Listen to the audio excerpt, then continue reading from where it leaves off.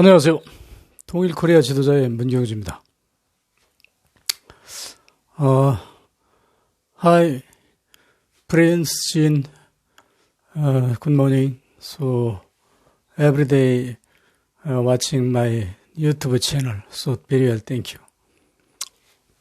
you. 여러분, 저는 일기 잘 써서 영웅된 이순신 장군, 또는 영웅은 정의로울 때 빛난다. 이 책을 쓴 저자이기도 합니다. 오늘 여러분한테 말씀드릴 내용은, 우리가 정의로운 사람이 될 때, 우리가 옳음을 행하는 사람이 될 때, 이 나라가 이제 바로 선다. 이런 얘기를 말씀드리려고 그러는데요. 여러분 혹시 노무현 대통령 연설 들어본 적 있나요? 요즘 유튜브 채널에 많이 돌아다니던데, 저는 연설을 들으면서 아주 절대적으로 공감을 했고, 제가 하고 싶은 얘기가 바로 그런 거였습니다. 노무현 대통령 연설 중에 많은 얘기가 있는데, 한마디로 그 양반 얘기가 뭐냐면, 600년 동안에 걸쳐서 우리 조상들은 후세에게 어떻게 가르치셨느냐면, 세상을 삶에 있어서 모난돌이 정맞기 때문에 눈치 보다가 적당히 요령껏 살아라. 그렇지 않고 괜히 용감한 척하고 과감하게 나대다가는 너만 다치게 되니까, 그것은 곧 계란으로 바위 후려 패기니까, 계란으로 바위 후려 패봤자 바위가 끄떡이나 하냐, 계란만 깨지지. 그러니까 요령껏 잘 살아라. 이렇게 이제 가르쳤다고 그러는데, 저는 아주 굉장히 절감하는 얘기예요. 저도 사실은 저희 어렸을 때 저희 부모님이 그렇게 나대지 말고 조용히 요령껏 잘 살아라. 그런 얘기를 이제 기가 따갑도록 들어가면서 이렇게 이제 자랐는데요. 그러나 저는 생각이 달랐어요. 저는 그렇게 살고 싶지 않았거든요. 그래서 저는 옳은 건 옳은 거고 틀린 건 틀린 거고 이렇게 살았는데, 사실은 저는 굉장히 사실은 무식해요. 제대로 학교 공부를 못했어요. 왜 그러냐면 우리 가정이 너무 가난해가지고 그럴 형편이 안 돼서 이제 못했는데, 못했기 때문에 저는 엄청난 박해를 많이 받았어요. 우선 제 어렸을 때 별명이 이제 뭐냐면 문털렁인데, 왜 문털렁이냐면 나는 한 번도 새 옷을 사 입은 적이 없어. 다 남들이 입다가 내버린 거 주워다가 덕지덕지 어머니가 이제 꿰매주면 그걸 입고 다녔거든요. 그러니까 항상 헌 털렁이를 입고 다니니까 문털렁이에요, 별명이. 그러나 그런 건 당연히 내 삶이 그런 환경이니까 그러려니 하고 이제 그렇게 살았는데, 저는 이제 살면서 저 나름대로 가치관을 정립했고, 저 나름대로 세상을 깨달았어요. 깨달으면서 제가 이제 느낀 것은 뭐냐면, 우리 민족이나 이 보통 사람들을 분류할 때 저는 세 가지로 분류해요. 하나는 어떤 사람이냐면, 저처럼 소위 진보 세력이라고는 옳음을 지향하는 양심 세력. 또 한 부류는 어떤 사람들이냐면, 박정희, 이순신을 영웅이라고 받드는 아주 극우 친일 역적 세력. 그리고 이제 나머지 가운데에 있는 세력이 뭐냐면 소위 중도층이라고 하는 사람들인데요. 이 사람들은 영어로 이제 매스 그룹이라고 그러죠. 매스 그룹. 덩어리진 중도층. 이 사람들은 이쪽이 옳으냐 저쪽이 옳으냐 그건 물론 살살 눈치만 보다가 어느 쪽이 옳다고 자기들이 판단되면 오른쪽에 붙는 사람들이거든. 이 사람들은 굉장히 편리하게 살죠.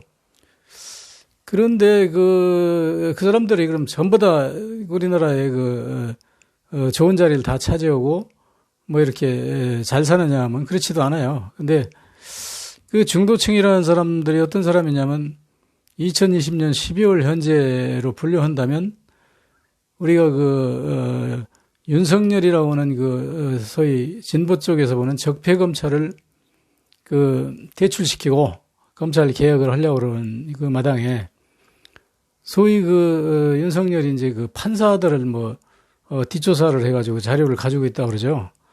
근데 그 판사들, 정작 당사자들인 그 판사들이, 얼마 동안 그 회의를 해가지고, 우리는 그런 문제를 모른 척 하기로 했다. 왜냐면 우리는 중립을 지키기 위해서였다. 그 사람들이 바로 중도층이거든요. 그 중도층이면서 역시 그 중도층은 어느 쪽이 이기든 그쪽에 붙는 거예요. 역적의 잔당들, 그 중도층 속에서 상당 부분이 역적의 잔당들이 끼어있고, 아마 조금쯤은, 소위 저 같은 그 진보 보수파도 한두 명 껴있을지도 몰라요. 근데 거의 그런 사람 껴있지 않아요. 왜냐면 그렇게 껴가지고는 그 자리에 지탱할 수가 없어요. 이 나라 구조가. 예를 들어서 난쟁이들만 사는 나라에 가서 키 큰 사람이 하나 있으면 키 큰 사람이 기형하잖아요. 난쟁이가 다 정상적이고. 그 마찬가지로 그런 썩은 역적들의 그룹이 지금까지 지배해온 이 사회에서 정의로운 양심을 가지고 옳음을 행하려고 하는 사람이 하나 있다면 그 사람은 아주 돌연변이 같고 저건 완전히 또라이거든요. 그 사람들 입장에서 볼 때. 그런데 나는 왜 공부도 않고 무식한 놈인데 왜 진보파에 서 있냐면 내가 살면서 세상 밑바닥에서부터 박해를 받으면서 살아오면서 느낀 게 바로 저런 나쁜 놈들이 오히려 출세를 하고 나쁜 놈들이 이렇게 나같이 약한 사람들을 이제 공격하는구나. 그래서 제가 이제 사실은 무식한 놈인데 제가 16살 먹었을 때 저희 마을에서 야학을 열었어요. 야학이라고 거창하게 야학이 아니고 방에서 우리 마을에 소위 머슴 사는 청년들이 있는데 나보다 거의 다 한 3살, 5살 위 사람들인데 이 사람들이 한글을 모르더라고요. 그런 사람들이 한 5명 있더라고요. 그래서 그 사람들을 우리 집으로 들여다 놓고 나도 학교를 못 갔지만 한문을 어떻게 해서 한글을 참 터득했어요. 터득해가지고 그 사람들한테 공유해야 되겠다 해가지고 이제 그 사람들을 내가 한글을 가르쳤는데 그거 가르치다가 제가 왜 그만뒀냐면 마을에 유지급 되는 집에 자제들이 저보다 다 우위 되는 분들이죠. 이분들이 어느 날 갑자기 와가지고 저를 들어서 땅에다 패대기 치고 막 두드려 패고 그러더라고요. 그래서 왜 그러나 했더니 이 새끼가 남의 머슴 사는 아이들 밤에 늦게까지 데려다 놓고 공부를 가르친다 하고 수작을 부려가지고 걔들이 늦잠을 자기 때문에 아침에 일찍 일어나서 밥 먹기 전에 나무를 베든 풀을 비든 한 짐씩 해야 되는데 늦어서 그걸 잘 못한다 이거예요. 그러니까 너는 이 싸가지 없는 놈 새끼 네가 네가 선생이야 뭐야 넌 학교도 못 다니는 새끼가 누구를 가르쳐 이 건방진 놈 새끼 하면서 무지하게 두드려 패더라고. 그래서 이것도 이게 안 되는 거구나 해가지고 이제 그것도 포기했는데 그러고 제가 이제 서울에 와서 비닐우산 만드는 공장을 갔어요. 갔는데 그 공장이 어떤 거냐면 한 20명이 공원이 있는데 거기 20명 중에서 제가 보니까 한 6명인가 7명인가가 문맹자예요. 왜 문맹자인 거라 하냐면 편지 쓸 때 되면 나보고 편지를 써달라고 하더라고. 그래서 내가 이제 편지를 써주는데 그 나머지 한 10명 정도 되는 아이들은 전부 다 중학교 나왔다. 초등학교 나왔다는 애들도 들어있는데 거의 다 중학교 나왔대. 근데 내가 보니까 초등학교 나왔는지 모르지만 중학교는 안 나왔어. 왜 그걸 안 하냐면 나는 이제 영어를 어느 정도 알거든. 근데 걔들은 영어를 ABCD도 몰라. 근데 중학교 나왔는데 ABCD도 모르는 수가 있어? 그러니까 이거 사람들은 이제 거짓말이구나. 근데 그런 놈들은 전부 다 담배를 피고 아주 되게 건방져. 그러고 지들이 중학교 나왔다고 되게 뽐내고. 근데 우리는 나는 이제 초등학교 다 나왔다고 그러지 나도. 근데 초등학교 나오지도 않았는데 나왔다고 그러는 게 왜냐면 국졸 이상이라고 써 있으니까 초등학교 안 나왔다면 안 받을 거냐 그 회사에서. 그러니까 들어가기 위해서 이제 초등학교 나왔다고 그러고 쓰고 들어갔는데 그래서 이제 안 되겠다. 얘들 또 야학을 해야 되겠다. 근데 그 공장에 어떻게 일을 일을 시켰냐면 아침 5시에 일어나서 밥 먹고 6시부터 이제 공장을 돌리는 거예요. 그래가지고 밤 10시에 끝나. 10시에 끝나고 나서 1시간 동안 이제 이렇게 닦고 어쩌고 이제 12시부터 자야 되는데 내가 야학을 이제 11시부터 12시까지 하니까 그 중학교 나왔다고 꺼들거리는 놈들이 아주 배 아픈 거야. 안 입고 온 거야. 꼴 베는 거야. 쉽게 얘기해서. 그러고 이제 그들이 뭐, 영어도 모르는 놈들인데 내가 ABCD도 애들한테 가르치고 그랬거든. 그러니까 아주 가짜는 거지. 그래가지고 그 새끼들이 사장한테 꼬드 껴가지고, 저 새끼 때문에 시끄러워서 도저히 잠을 못 자고 아침에 늦게 일어나겠다고, 그래가지고 내가 거기서도 쫓겨났어요. 근데 거기서 그 월급을 얼마 받았냐면, 밥 먹여주고, 한 달에 뭐 200원 정도 그렇게 받았어요. 근데 200원 받았는데 그 당시 그 우리들 일당이 얼마냐면 하루에 이 일해주면 한 50원 정도 줄 때거든. 그러니까 뭐 한 200원이 그거 주나 마나 뭐 한 50원 줄 때니까 200원이면 한 4일 이런 거잖아. 그러니까 나머지 밥 먹고 잠자는 거는 이제 다 까고 그 200원이라고 이제 월급이라고 줬는데, 이제 거기서도 이제 쫓겨났죠.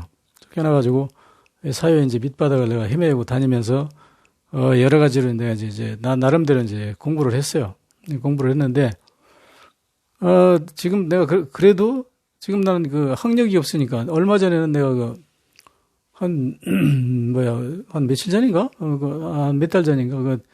어디서 무슨 성인 학교 중등 과정을 공부시킨다고 하더라고. 그래서 내가 한번 이거 물어봤어. 거기다 나는 초등학교도 못 나왔는데 거기 좀 들어갈 수 있습니까? 그러니까 안 된대. 초등학교 못 나왔으면 초등학교 과정을 1년 동안 공부를 해가지고 들어오라더라고. 그래서 내가 왜 그걸 물어봤냐면, 지금 뭐 고등학교, 대학교 그런 건 전혀 갈 생각이 없고, 성질 나서 고시 공부를 좀 한번 해볼까 해가지고 이제 그런 생각하다가 한번 물어봤는데, 지금은 이제 고시 공부도 내 실력도 안 되지만 나이가 이미 70이 넘어가지고 고시 공부 흔들 뭘 거예요. 그래서 내가 포기한다고 말았는데, 나는 그 정도는 무식한 사람이거든. 그런데 그 무식한 내가 볼 때는 이 세상이 나보다 더 무식하단 말이야. 이게 여러분들 제대로 공부하고 그런 사람들이 무슨 박정희가 영웅이고 무슨 이순신이 영웅이라고 하는 것만 도저히 이해가 안 가. 도저히 납득이 안 가. 왜냐하면 그 이순신의 그 전기를 보면 여러분이 영웅이라고 하는 그 대목을 한 세 가지로 추릴 수 있는데, 하나는 뭐 일본군이 이순신 때문에 쫓겨갔다. 그것도 전혀 거짓말이거든. 왜냐하면 1598년 8월 18일 날 도요토미 히데요시가 죽으면서 조선에 나가 있는 왜군들은 무조건 철수하라고 해가지고 이제 철수한 거거든. 이순신은 뭐 전혀 상관이 없고, 오히려 도망가는 왜군들을 그냥 돌려보내자고 하는 질린 제도에 만류를 뿌리치고 지 혼자 가서 이제 싸우다가 이순신이 죽었는데, 그건 이유가 있어요. 왜 이유가 있었냐면, 소위 이마도 해전이 이제 명량해전이라고 여러분이 잘못, 교과에서 잘못 가르쳐가지고 그렇게 알고 있는데, 그 이마도 해전 후에 한 4개월에서 5개월 동안은 이순신이 명량을 가본 적이 없어. 이마도 해전 치르고 그날 밤으로 도망가가지고 계속 숨어 다니면서 소금 장사도 하고, 뭐 지나가는 어선들한테 글씨 써가지고 가서 해로 통해첩이라고 팔아가지고 큰 배한테는 쌀 3섬, 뭐 중간 배 쌀 2섬, 적은 배 쌀 1섬 이런 식으로 깡패가 무슨 자릿세 받는 식으로 내가 지키는 해역 왜 네가 지나갔나? 너 이거 글씨 가져가고 돈 내. 이거 글씨 없는 놈들 나한테 돈 내야 돼. 그래가지고 그거 팔아서 삥땅 쳐먹고 살고, 뭐 소금 구워 가지고 가서 민가에 가서 쌀로 바꿔다 먹고 이러고 살았거든. 근데 그건 뭐 다 될 일은 아니야. 왜냐면 그 당시 조선이라는 나라가 해군들한테 식량 보급을 그런 능력이 없었어. 그러니까 그렇게라도 먹고 사는 걸 다 되진 않는데, 하여튼 그렇게 도망다닌 사람인데 무슨 왜군을 뭐 이순신이 막아서 한양을 치러 가는 일본군을 막았다. 이런 싸가지 없는 거짓말이 어디 있어요, 이게. 거기다 도망가는 놈이 어떻게 막아? 그동안에 왜군은 울들목을 통해서 여기 군산업 받다가 제 맘대로 돌아다녔는데, 지 활개치고 다녔는데. 그래서 그게 첫 번째 거짓말이고, 두 번째는 이제 뭐가 거짓말이냐면, 왜군이 해로를 막았다? 92년 4월 13일 날 일본 놈들이 쳐들어가지고, 일부는 육로를 통해서 이제 평양까지 올라왔고, 일부는 경상 좌도를 그냥 일격에다 격파하고 우도에 와서 원균하고 싸웠단 말이야. 싸우는데 이순신이 보고 전라도에서 붓글씨나 쓰고 그러고 있지 말고 빨리 와서 같이 함께 물리치자, 왜적을 물리치자. 그래가지고 그 이명남 장군을 보내가지고 이순신한테 이제 설득을 하니까 이순신이 뭐라고 하냐면 나는 맡은 구역이 전라도 때문에 여기서 한 발짝도 못 나간다고. 이지라로 버티고 이제 안 간 거잖아요. 그래서 이제 그걸로 안 간 걸로 끝난 게 아니라 거기서 그 전라도에 있는 경상도 쪽에 가까운 그 군수물자를 다 저기 퍼서 옮기고 무슨 경상도까지는 심지어 경상도 우도까지 전라도에 가까운데 군수물자들을 다 전라도로 옮기고 이런 미련한 짓을 한 놈인데 이게 그 당시에요. 이순신이 경상도 우도에 가서 원균하고 같이 처음부터 싸웠으면요. 일본은 다 격파할 수 있어요. 왜 격파할 수 있냐면 그 당시 우리가 가지고 있던 그 판옥선이 동양 최대는 물론이고 세계에서도 최강의 판옥선이에요. 왜냐면 배를 엄청나게 큰 배를 양쪽에 다 판벽으로 막아가지고 거기다 피포홀만 뚫어놓고 대포를 그 안에서 쏘는 걸 보통 9문 6문은 필수고 9문까지도 장착하고 이러고 다녔는데 일본 군들은 조총밖에 없었거든. 근데 조총이 아무리 쏴봐야 그 송판을 뚫을 수가 없어. 그러니까 동양 최대 함선이라는 것은 뭘로 증명하냐면 그 당시 명나라가 동북아시아를 지배했거든. 그런데 명나라 함선도 조선 함선 마냥 그렇게 크지도 않고 그런 함포도 없었어. 그러면 우리가 동양 최대 아니요? 그럼 동시에 세계 최강이고, 동시에 세계 최강이라는 건 솔직히 내가 장담은 못해. 왜냐면 그때 무슨 아메리칸이 그런 나라 내가 가보지도 못했고, 영국 해군 그런 거 보지도 못했는데, 그 영국 해군 그런 게, 그 후로 이제 한참 후에 발전한 거기 때문에, 그 당시 우리보다 더 셌는지 안 셌는지 나 그건 잘 모르겠어요. 근데 하여튼 동양에서는 최강의 이제 해군력을 가지고 있었는데, 그런 해군력을 가지고 우리가 일본군을 못 찔러서 내쫓지 못했다는 것은 이순신이나 원균이 아주 졸장이기 때문에 그러고 사실은 원균은 졸장은 아니에요. 그런데 이순신이 협력이 없었기 때문에 그래. 이순신이 거기 가서 도와줬다면 충청 수사, 전라 우도 수사도 다 거기 가서 도왔을 거 아닙니까? 그러면 왜군들 다 몰아낼 수 있어요. 다 몰아내고 그 왜군들은 일본하고 소통하는 부산 항만 장악하고 있으면 그놈들은 도관에든 지휘하고 어떻게 힘을 쓸 수가 없어. 그런 천의 어떤 조건을 가지고 있는데도 불구하고 이순신이라는 아주 비굴하고 거짓말 잘하는 그런 엉터리가 이제 우리나라의 수군 제독이 됐다는 데 대해서 참 분통이 터지는 일인데, 그래서 그런 형편없는 이순신, 이순신을 성우로 만드는 사람이 누구냐면 박정희고, 이순신을 아주 훌륭하다고 칭찬한 사람이 누구냐면 일본 사람이거든.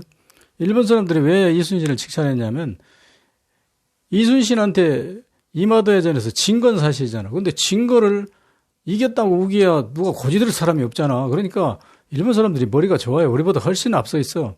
그러니까 일본 사람들이 이순신은 대한민국에서 제일 훌륭한 장군인데 너희 조선은 선조를 비롯한 모든 임금들이 그리고 모든 선각자들이 전부 나쁜 놈들이야. 그러니까 너희들 상민으로 해가지고 그냥 노예로 부려먹었잖아. 그러니까 너희 노예 신분을 해방해 준 게 우리 일본이야. 그러니까 너희 조국이랄 것도 없어. 그런 걸 믿지 말고 그걸 다 버리고 조국이라는 조선 자체를 버리고 일본에 충성해. 그러면 박정희처럼 출세할 수가 있단 말이야. 훗날에 이제 얘기지. 박정희처럼 출세할 수 있으니까 그렇게 해야 돼. 그래야 이제 너희가 살아남아. 이것을 가리키기 위해서 이제 일본이 이순신을 띄우고 이제 조선 역사를 말살시키면서 동시에 일본에 이제 충성을 유도한 교육 정책인데, 이것을 박정희가 이어받아가지고 이순신을 이제 성우로 꾸며가지고 일본 총독부의 촉탁이면서 조선 역사 조작 총 책임자였던 이마인시라는 사람이 있는데 그 사람 밑에 있던 조수가 조선이란 말이에요. 이병도 박사라고 여러분 아실 거야. 유명할 거야.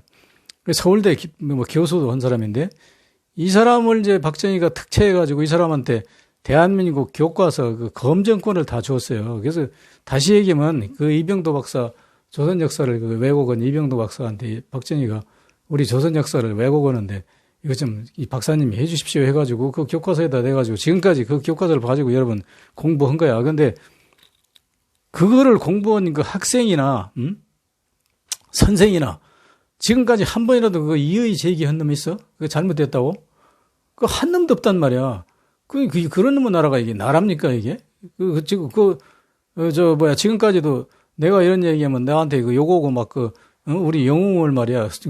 비하한다고 막 덤비는 놈이 상당히 많아요. 근데 덤비는 놈이 난 있을수록 좋아. 그런 사람을 만나고 싶어. 왜 만나고 싶으냐면 내가 솔직히 무식한 사람이기 때문에 내 그 지식을 내가 장담을 못 해요. 내가 이게 맞는지 안 맞는지 몰라. 내가 분석한 거는 이게 분명히 이순신은 역적에 준하는 놈인데 이걸 영웅이라고 우리나라 국민 90%가 우기니 틀림없이 그 훌륭한 사람이 어디 있을 거 아니냐. 그 영웅이라는 그 증거를 댈 수 있는 사람.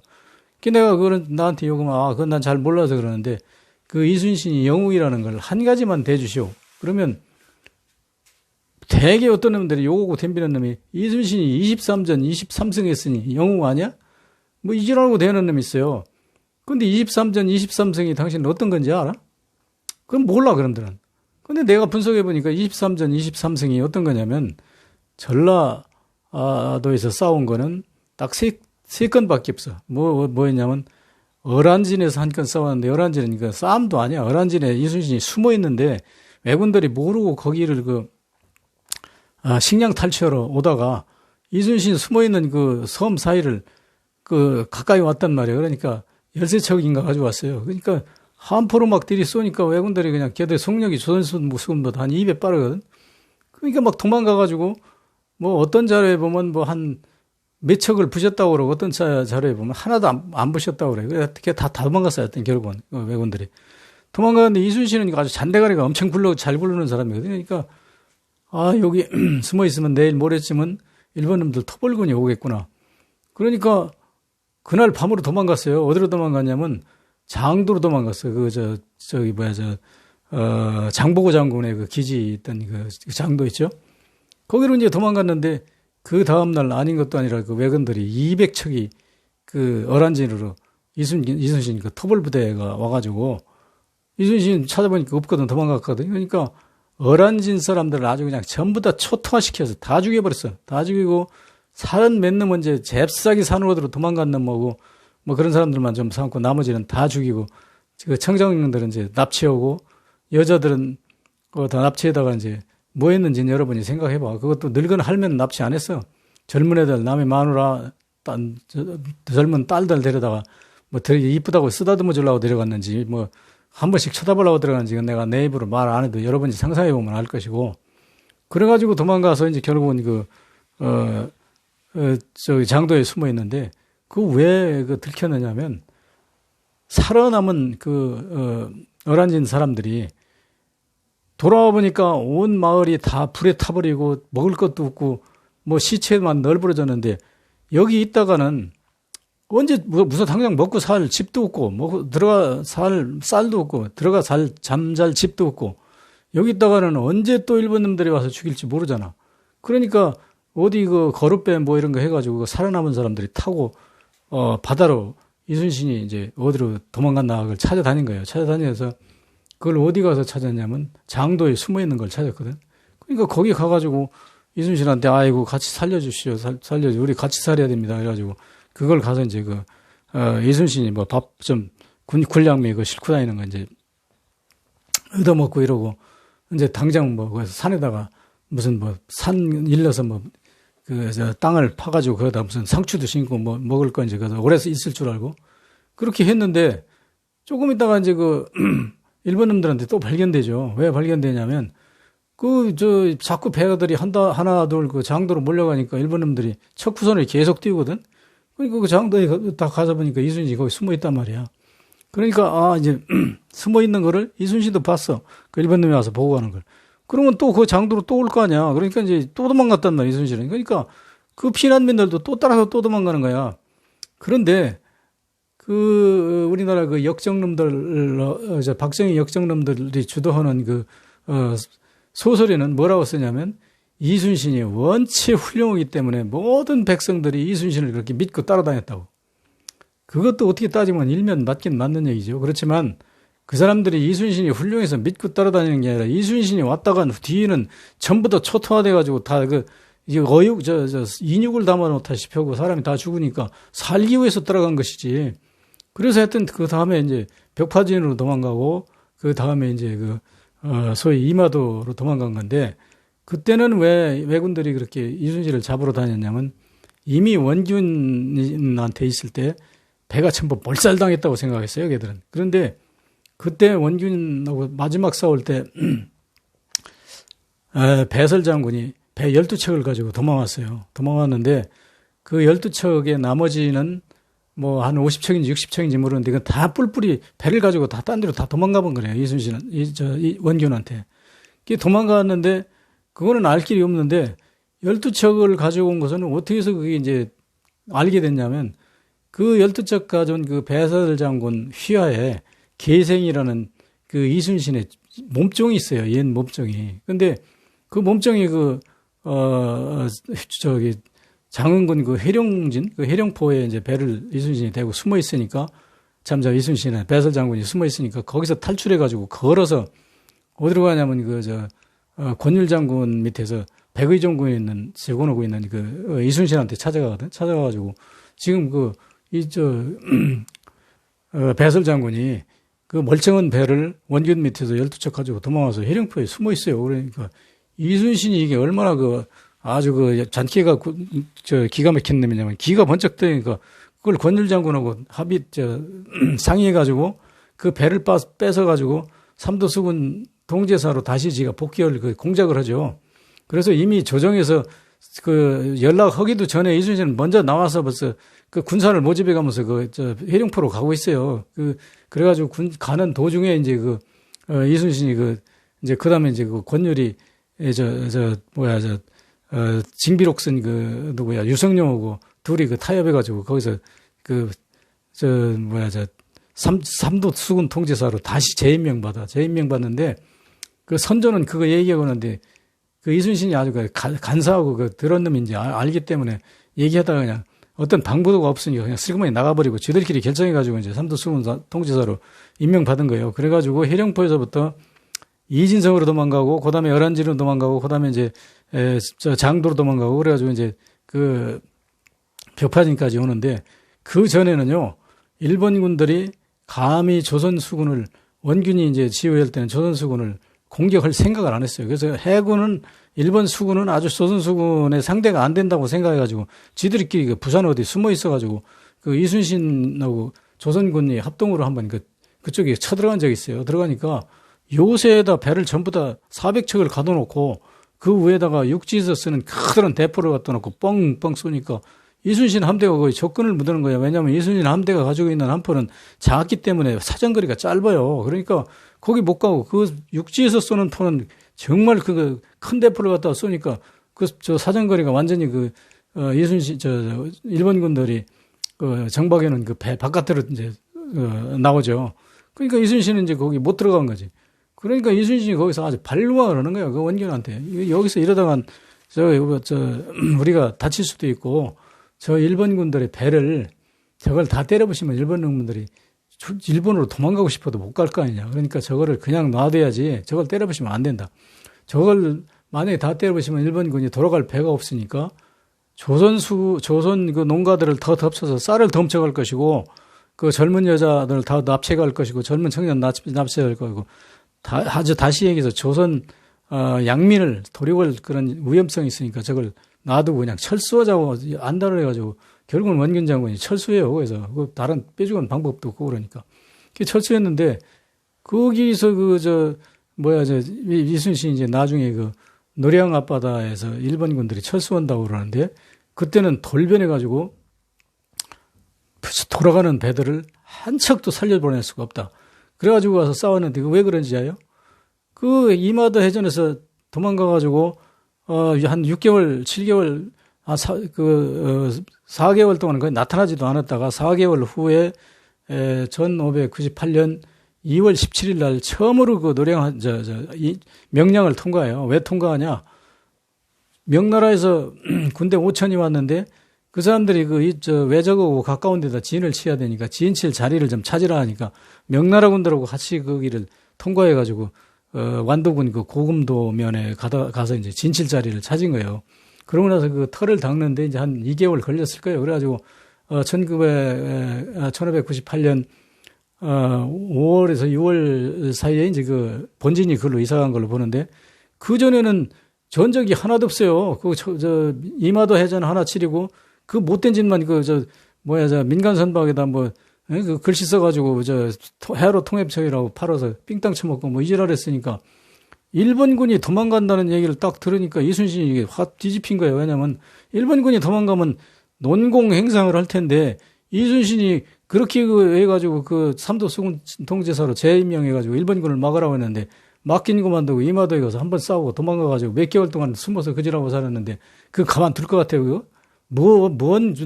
그동안에 한 죄진 게 얼마나 내가 지금 여러분한테 다 말씀드릴 수는 없는데 이순신이 한 죄는요 아주 파렴치하고 인연 같지도 않은 그런 거야.